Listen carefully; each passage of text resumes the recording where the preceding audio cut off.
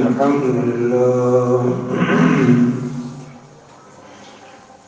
الحمد لله الذي هدانا لهذا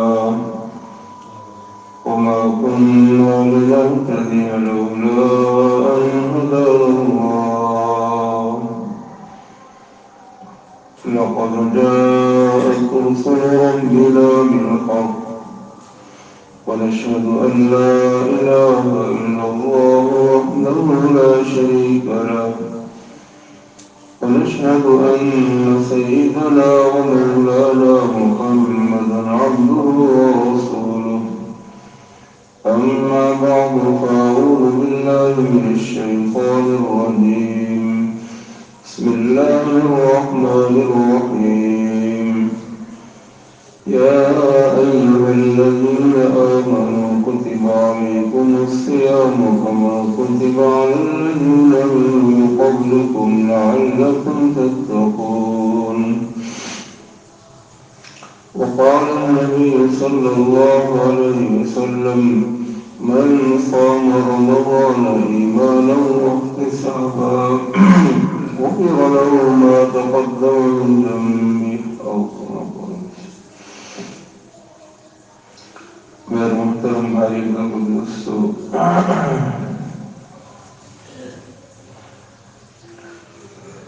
اللہ تعالیٰ نے مسلمانوں پر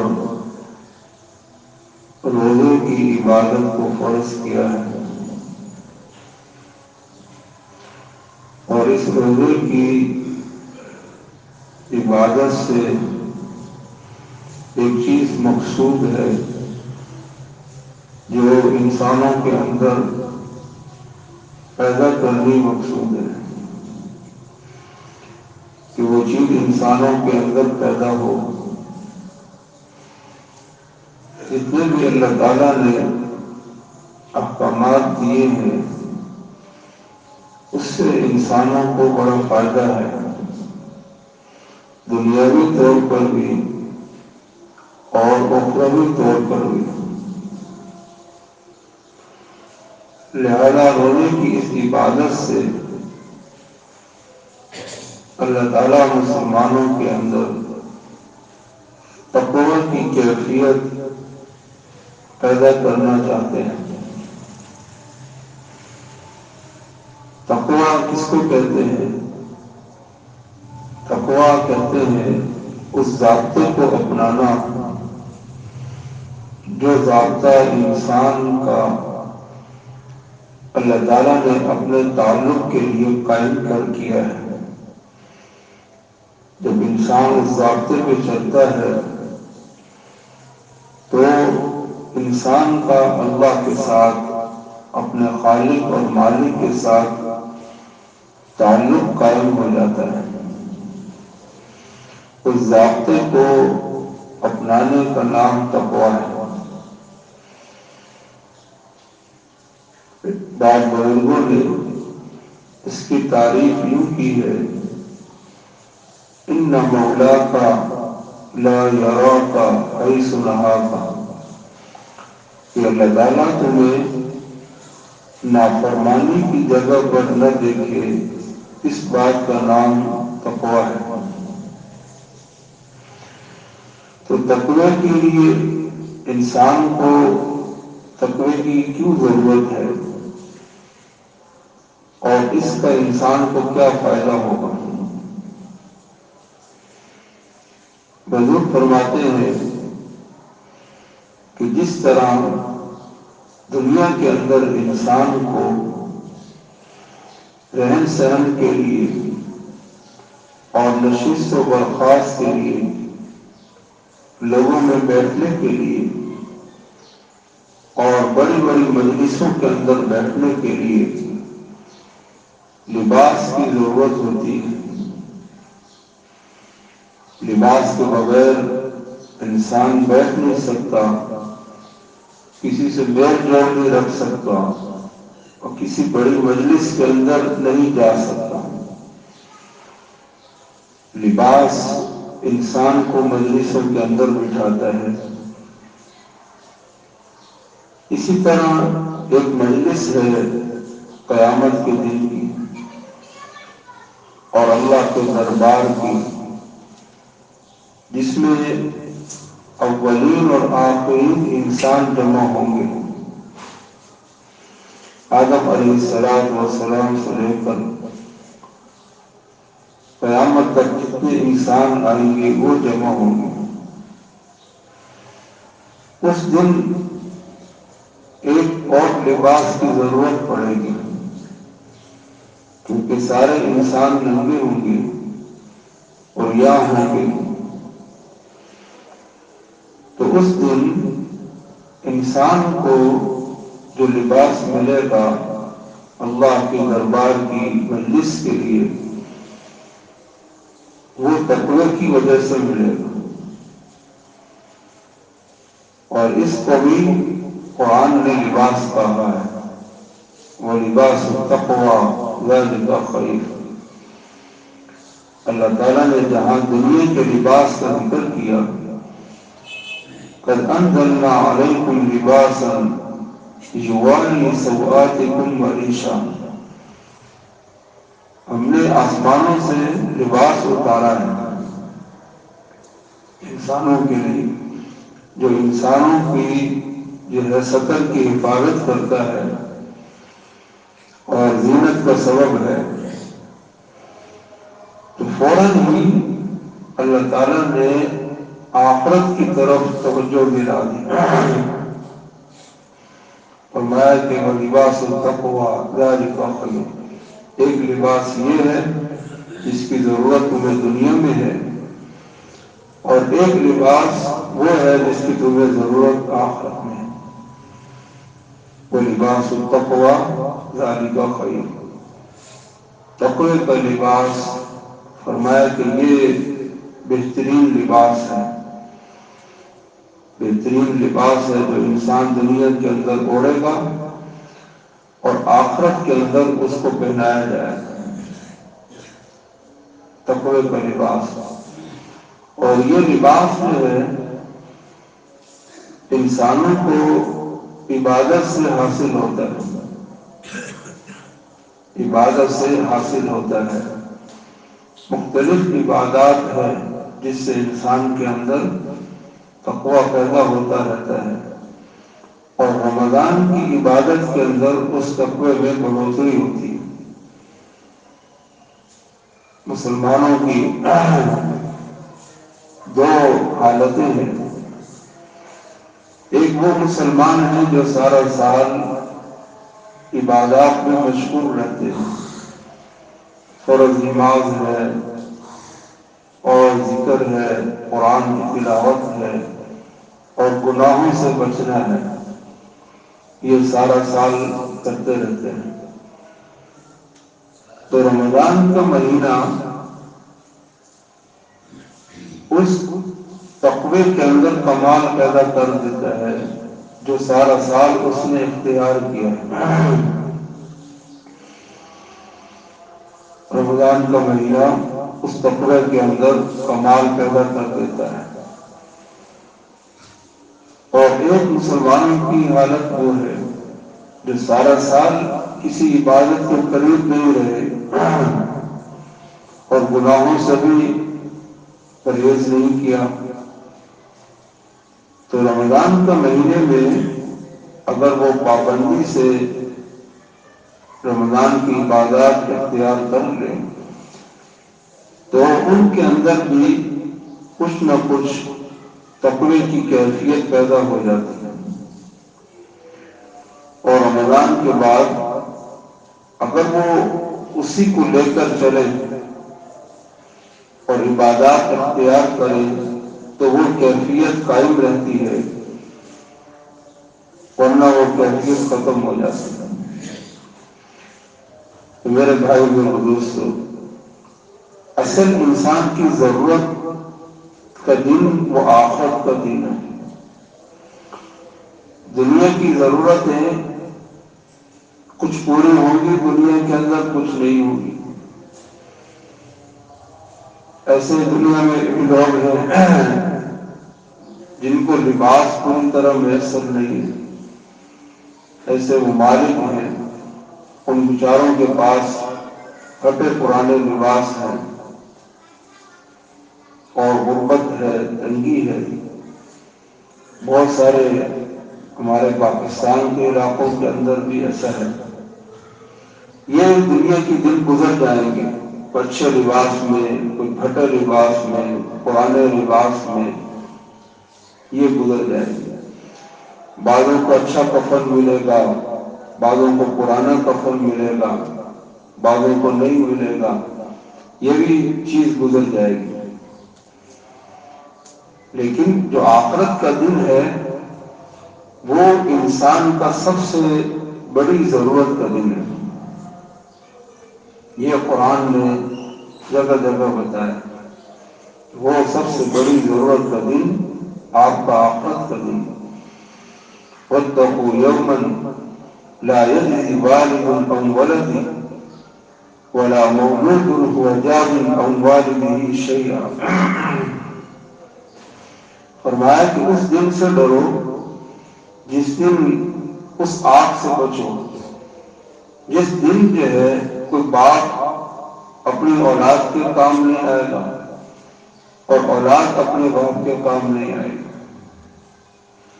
دنیا کے اندر اگر کہیں آگ لگ جائے تو اگر خدا نخواستہ بیٹا پھنسا ہوا ہے تو باپ اس کو نکالنے کی کوشش کرتا ہے، اور اگر باپ پھنسا ہوا ہے تو بیٹا نکالنے کی کوشش کرتا ہے۔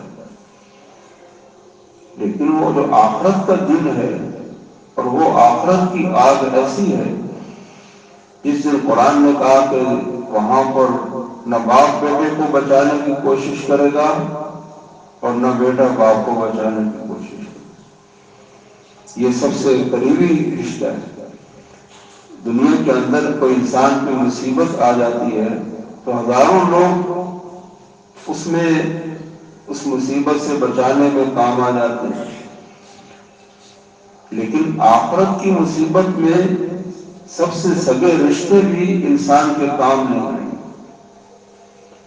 اکیلا انسان جیسے دنیا میں آیا ہے اور دنیا سے جائے گا، آخرت میں اسی طرح وہ اکیلا ہوگا۔ یوم لا تزر وازرۃ وزر اخری، جس دن کسی ایک کے گناہ کسی دوسرے پہ نہیں ڈالے جائیں گے اور دوسرے کے گناہ اس پہ نہیں ڈالے جائیں گے۔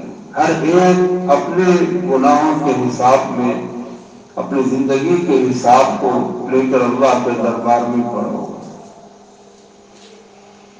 تو وہ کتنی بڑی ضرورت کا دن ہے۔ آج دنیا کے اس غبار نے انسانوں کو دنیا کی ضرورتوں میں اتنا مشغول کر دیا ہے کہ انسان کو اپنی اصل ضرورت جو آخرت کی ہے وہ اس کو بھلا دیا۔ یہ ضرورت انسان کی عارضی ہے، پوری ہو بھی جائے تو عارضی ہے، لیکن آخرت کی جو ضرورت ہے وہ دائمی ہے۔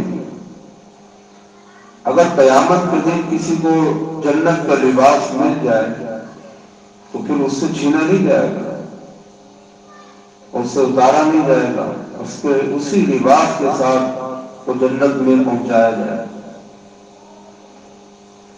اور اگر خدا نخواستہ لباس نہیں ملا تو اسی طرح اسی حالت کے اندر وہ دوزخ کے اندر ڈالا جائے گا، وہ ہمیشہ ہمیشہ کے لیے ہوگا۔ تو سب سے بڑی ضرورت انسان کی یہ آخرت ہے۔ یہ اللہ تعالیٰ نے یہ چیز جو بتائی ہے یہ انبیاء کے ذریعے سے بتائی اور آسمانی علم کے ذریعے سے بتائی ہے، ورنہ دنیا کے اندر بڑے بڑے فلاسفر آئے، سائنسدان آئے، بڑے بڑے ذہین لوگ آئے، لیکن اس نقطے کی طرف کوئی بھی نہیں جا سکتا کہ انسان کا سب سے بڑی ضرورت کا دن کون سا دن،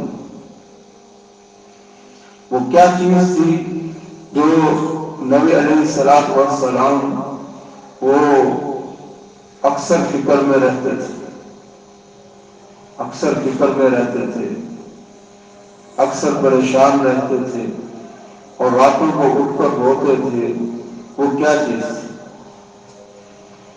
وہ کیا چیز تھی؟ وہ یہی آخرت کی فکر تھی۔ یہاں تک کہ اللہ تعالیٰ نے اپنے نبی سے فرمایا لعلک باخع نفسک الا یکونوا مؤمنین، کہ آپ اپنی جان کو گھونٹ گھونٹ کر مار دیں گے کہ یہ لوگ ایمان نہیں لاتے۔ آپ نے تو کام ہے بتا دینا، آپ نے بتا دیا، آپ کا کام پورا ہو گیا۔ آپ اس میں اتنا نہ اپنے آپ کو پریشان، کیونکہ آپ علیہ السلام اس منظر کو اپنی آنکھوں سے دیکھ کر آئے تھے۔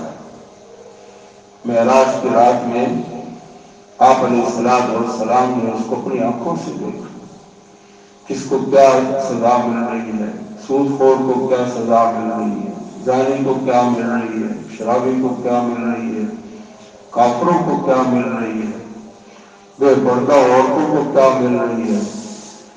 آپ علیہ السلام سب اپنی آنکھوں سے اس کو دیکھ کر آئے، اس لیے آپ علیہ السلام پریشان تھے،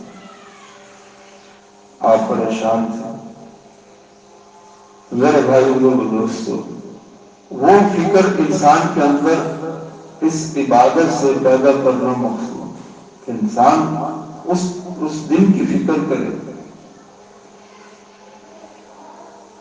اس دن کی فکر کرے، اور انسان جو ہے اس لباس کی فکر کرے جو اتنے انسانوں کے درمیان اس کو کھڑا کیا جائے۔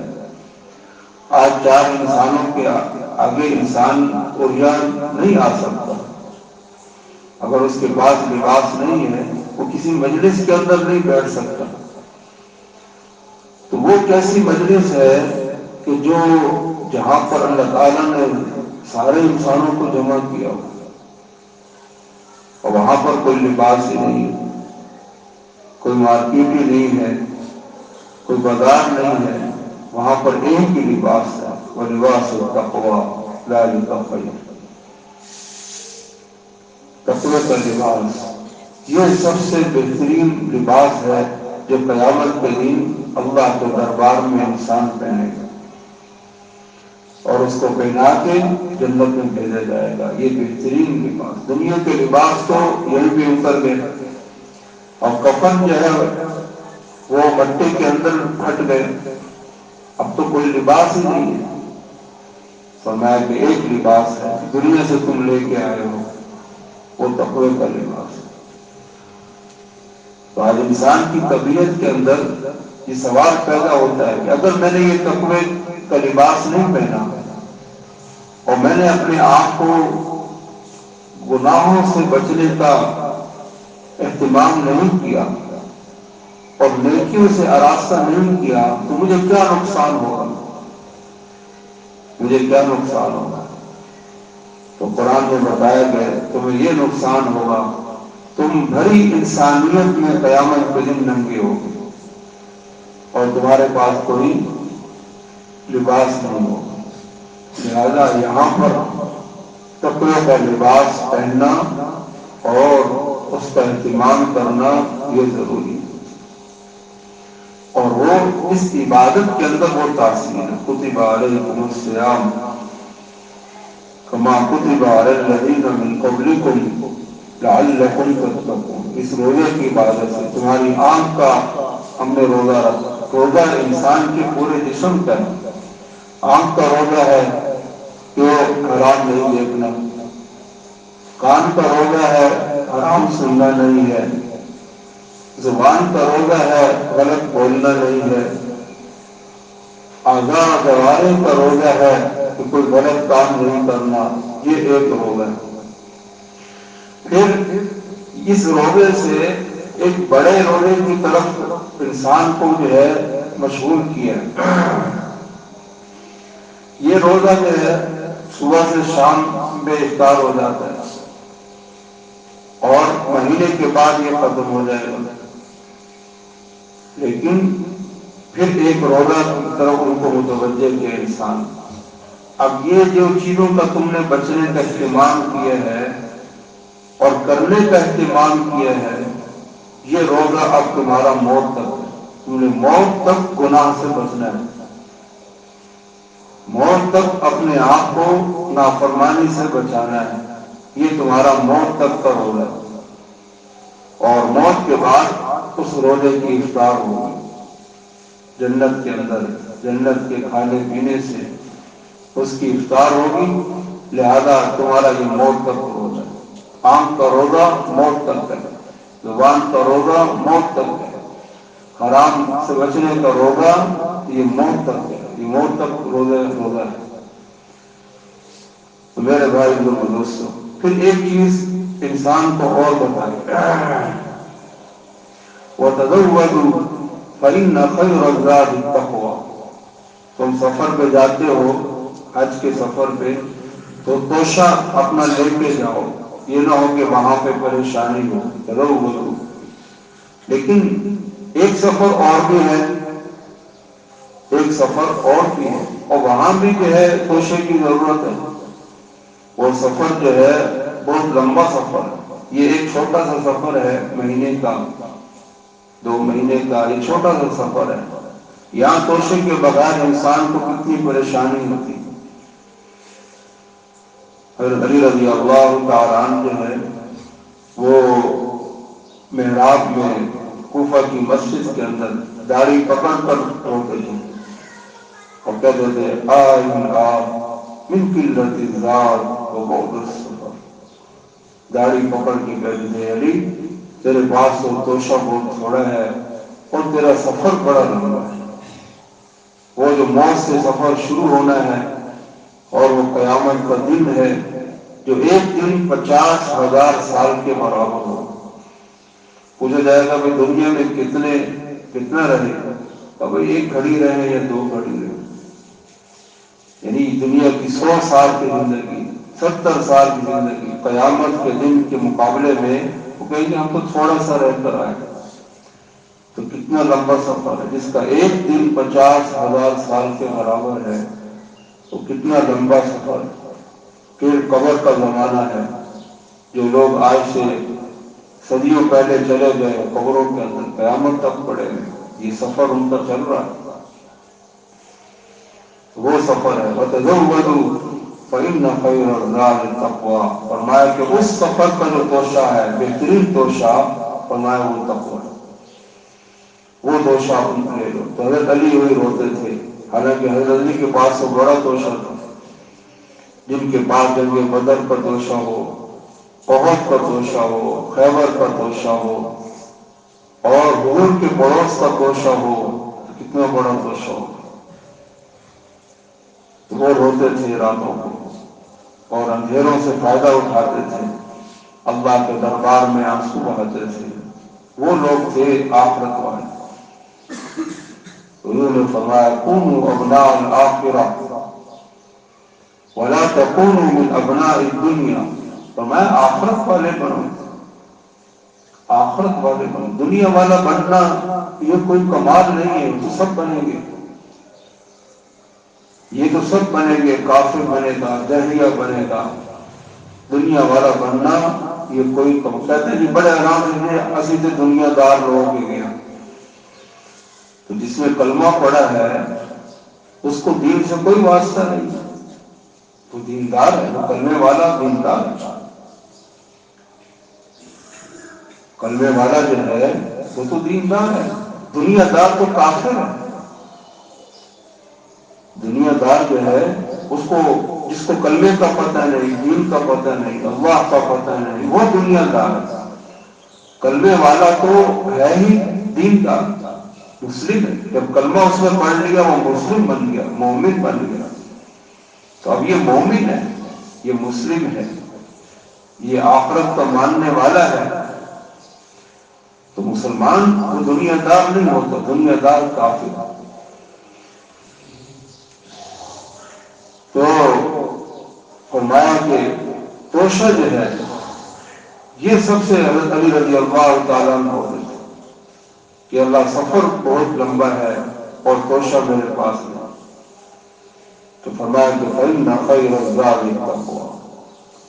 آج دنیا کے اندر ایک چل رہا ہے کہ دنیا بناؤ، جائیدادیں بناؤ اور بینک بیلنس بناؤ، بینکوں میں کتنا پیسہ پڑا ہوا ہے، یہ ایک ٹریک چل رہا ہے اور اس کو سمجھدار، عقل مند، کامیاب سمجھا جاتا ہے۔ تو میں کہ یہ توشہ دو، موت کے وقت بینک یہی رہ جائیں گے۔ کسی زمانے میں، یہ کچھ چند سال پہلے کی بات ہے، لوگ مری گئے، میری گاڑیوں کے اندر گئے فیملیوں کے ساتھ، اب بینکوں میں پیسہ پڑا ہوا ہے، پیچھے جائیدادیں ہیں، اب ایک ہی گاڑی کے اندر ساری کی ساری فیملیاں مر گئی اور مستقبل سارے بینکوں میں پڑے رہ گئے۔ یہ ہمارا مستقبل ہے۔ مستقبل تو ہماری قبر ہے، جہاں جا رہے ہیں وہ مستقبل ہے، جو چھوڑ کر جانا ہے وہ تو ماضی ہے، وہ مستقبل نہیں ہے۔ یہ سارا ماضی بن جائے گا آپ کا مستقبل بھی وہ آخرت ہے، مستقبل آخرت ہے۔ کونوا ابناء الآخرہ، آخرت والے بن، دنیا والا بننا یہ کوئی کافر بھی بنا ہوا ہے جس کو اللہ کی پہچان نہیں، جس کو آخرت کی پہچان نہیں۔ ہمارے دیندار دوست سے کھلاڑی، تو وہ کسی غیر مسلم کھلاڑی کو تھوڑی سی اس بات کی، اللہ کی پہچان کی، آخرت کی، بہت مشہور کھلاڑی تھا، وہ کہتے ہیں کہ وہ پریشان ہو کر پورے گراؤنڈ میں بھاگنا شروع ہو گیا۔ یہ چیز کبھی سوچی نہیں کہ ہم نے مرنا ہے اور مرنے کے بعد ہم نے اللہ کے سامنے پیش ہونا ہے، وہاں جنت دوزخ کا فیصلہ ہے، جنت دوزخ کا معاملہ ہے۔ وہ پریشان ہو کر وہ گھومنا شروع ہو۔ ایک کافر کو 5 منٹ بات کی ہے، اس کی سمجھ میں آ گئی، پریشان ہو گیا۔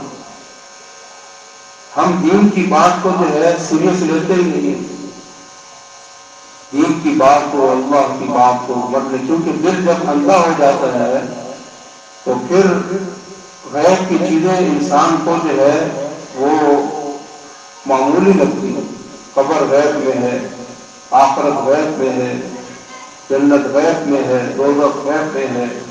اب دل اندھا ہوا ہے، کچھ سمجھ ہی نہیں آ رہی۔ دل روشن ہوتا ہے تو پھر آخرت کی بات کی جو ہے وہ فکر لگ جاتی ہے۔ وَذَكِّرْ فَإِنَّ الذِّكْرَىٰ تَنفَعُ الْمُؤْمِنِينَ، آخرت کی بات کا تذکرہ ایمان والوں کو بڑا فائدہ دیتا ہے، بڑا فائدہ دیتا ہے۔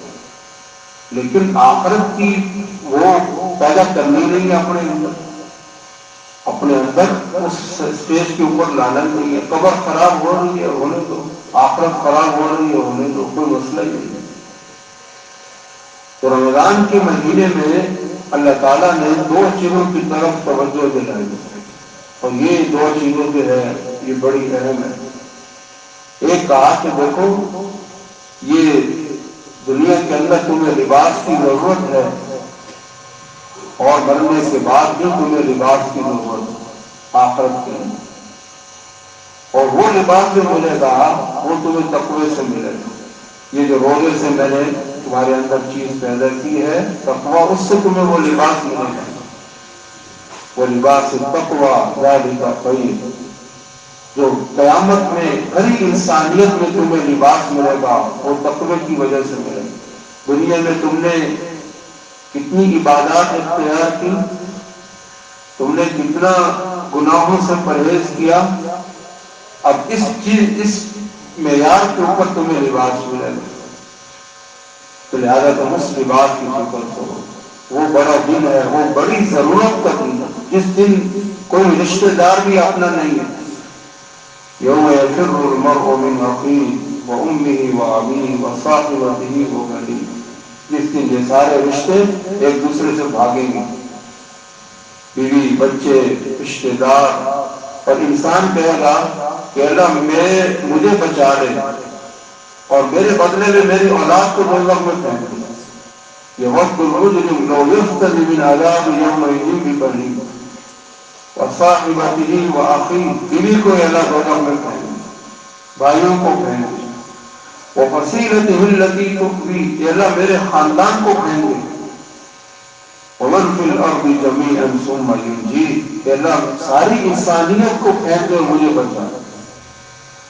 اتنا بڑی ضرورت کا انسان کا دل، یا انسان کی یہ تمنا ہو کہ اللہ سارا خاندان دوزخ میں ڈال دو، اللہ مجھے بچا، وہ کتنی بڑی ضرورت کا دل ہے۔ واتقوا یوما لا یجزی والد عن ولده ولا مولود هو جاز عن والده شیئا، نہ اولاد باپ کے کام آئے گی، نہ باپ اولاد کے، آپ اکیلے تنے تنہا، آپ نے اپنی دن رات کا حساب دینا ہے۔ لہذا اس رمضان سے اس لباس کی تم فکر کرو، ولباس التقوی ذلک خیر، اس سے تقوی پیدا ہوگا، اور تقوی جو ہے وہ تمہارا لباس بنے گا اس دن جس دن جو ہے تمہاری سب سے بڑی ضرورت پر دن وہ دن۔ اور دوسرا کہا کہ تزودوا فإن خیر الزاد، لوگ بینک بیلنس بنائیں گے، جائیدادیں بنائیں گے، اور ہر وقت ایک سے دو کی فکر میں ہوگی، فرمایا کہ تم اپنی آخرت کا توشہ بناؤ، اور آخرت کا بہترین توشہ جو ہے وہ تقویٰ ہے، نیکیوں کا جو ہے توشہ، نمازوں کا توشہ، گناہ سے بچنے کا توشہ، اللہ کی یاد کا توشہ، تہجد کا توشہ، دعاؤں کا توشہ، صدقات کا توشہ۔ اب یہ توشہ فرمایا یہ سب سے بہترین توشہ ہے۔ فإن خیر الزاد التقوی، کہتے ہیں کہ بزرگ کا انتقال ہوا تو بہت ہی خوبصورت جو ہے گلدستے کے اندر قبر میں ان کے ساتھ ایک چیز رکھی ہوئی، تو انہوں نے کہا کہ یہ کیا چیز ہے؟ ان کا یہ تمہارے وہ آنسو ہیں جو تم اللہ کے خوف سے ٹپکاتے تھے، آج وہ بہترین شکل میں گلدستے میں تمہارے ساتھ یہ رہیں گے۔ یہ توشہ ہے جو قبر کے اندر پیش ہو رہا ہے، نمازوں کا توشہ پیش ہو رہا ہے، فجر کی نماز کا توشہ۔ ایک بزرگ کا خواب دیکھا اور انہوں نے کہا کہ خوبصورت فرشتے جو ہے وہ قبر کے اندر آ گئے، اور انہوں نے حساب کتاب والے فرشتوں کو بھی پیچھے کر دیا، ان کا تم کون؟ ان کا ہم آپ کی فجر کی نماز آپ بڑے اہتمام سے پڑھتے تھے۔ تو خوبصورت فرشتوں کی شکلوں میں فجر کی نماز آ رہی ہے، یہ توشہ ہے۔ تزودوا فإن خیر الزاد التقوی واتقون یا اولی الالباب، عقل کا تقوی کے ساتھ بڑا تعلق ہے۔ جو عقل والا ہوگا وہ تقوی کا راستہ اختیار کرے گا، بے عقل آدمی کبھی بھی تقوی کا راستہ اختیار نہیں۔ قرآن نے عقل کو تقوی کے ساتھ جوڑا ہے، واتقون یا اولی الالباب، مجھ سے ڈرو بے عقل والو۔ اگر عقل ہے تو تمہیں مجھ سے ڈرنا پڑے گا، عقل نہیں ہے تو پھر جو مرضی کرو۔ تو میرے بھائی دوستو، اس رمضان کے مہینے میں بڑے رمضان آتے ہیں چلے جاتے ہیں، لیکن ہم یہ نیت کریں کہ یہ جو ایک تربیت ہے ہمارے مسجدوں میں بیٹھنے کی، قرآن پڑھنے کی، اور حرام سے بچنے کی، فضولیات سے بچنے کی، گناہوں سے بچنے کی، یہ تربیت ہم نے موت تک لے کے چلنی ہے۔ یہ ہمارا توشہ ہے، یہ ہمارا توشہ ہے۔ دنیا کی مجلسیں اور دنیا کی جو ہے چیزیں اور دنیا کا لاہ و لاভ، یہ تو وبال بنے گا، یہ وبال بنے گا، اس کی پوچھ ہوگی۔ لیکن یہ جو آپ توشہ اختیار کریں گے یہ آپ کا جو ہے بہترین توشہ بنے گا۔ وَتَزَوَّدُوا فَإِنَّ خَيْرَ الزَّادِ التَّقْوَىٰ۔ تو اس دو چیزوں کی ہمیں بڑی ضرورت ہے، دنیا کے اندر بھی ضرورت ہے اور آخرت کے اندر بھی اس کی بڑی ضرورت ہے۔ تو اس رمضان کے مہینے میں ہم نیت کریں کہ حرام سے دیکھنے کی تو موت تک جو ہے ہم نیت کریں کہ حرام نہیں دیکھنا، نہ ٹی ویوں پر، نہ موبائلوں پر، اور نہ کسی اور شکل میں حرام نہیں دیکھنا۔ یہ موت ہے، یہ دل کی موت۔ کہتے ہیں کہ کسی گناہ سے اتنا دل کالا نہیں ہوتا جتنا حرام دیکھنے سے دل کالا، کتنی گناہ سے اتنا دل کالا نہیں۔ حرام دیکھنے سے ایک آدمی جو ہے مصلح ہاتھ میں رکھا ہوا ہے کہ میں نے نماز پڑھنے وضو کیا ہوا ہے، 5 منٹ صرف کوئی چیز یہ دیکھ لے جس میں حرام ہے، صرف 5 منٹ اس کو نماز پڑھنے کو دل ہی نہیں کرے، وہ غلط پیدا ہو گئی ہے فوراً۔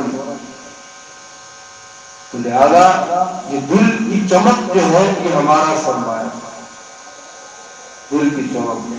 قرآن میں آتا ہے نا کہ جو قیامت کے دن جو ہے وجہ بقلب منیب، انابت والا دل لے کر آیا، جس کے دل میں اللہ کا تعلق تھا، انابت تھی، روشن تھی، وہ دل لے کر آیا، وہ کامیاب ہو گیا۔ تو دل کی سیاہی والا تو مرا ہوا انسان ہے، دل کی اب آپ بتائیں جس کو ہارٹ اٹیک ہو جائے تو وہ پھر بچتے ہیں؟ وہ نہیں، وہ مر جاتا ہے۔ تو جس کو دل سیاہ ہو جائے وہ بھی مرا ہوا انسان، وہ آخرت کی جو ہے موت ہے، وہ ایمان رخصت ہو جائے گا۔ حدیث شریف میں آتا ہے زنا کرنے والا زنا کرتا ہے، ایمان اس کا باہر آ جاتا ہے۔ شراب پینے والا شراب پیتا ہے، ایمان اس کا باہر آ جاتا ہے۔ ڈکیتی کرنے والا ڈکیتی کرتا ہے، ایمان اس کا باہر آ جاتا ہے۔ اور علماء نے فرمایا کہ خدا نہ خواستہ اگر اس حال کے اندر وہ مر گیا تو وہ بغیر ایمان کے جائے، کیونکہ ایمان تو اس کا باہر آیا ہوا ہے۔ تو لہذا ان چیزوں سے اپنے آپ کو پرہیز کرنا، جس سے ہماری آخرت خراب ہو جائے، قبر خراب ہو جائے، اللہ کا تعلق خراب ہو جائے۔ اللہ تعالیٰ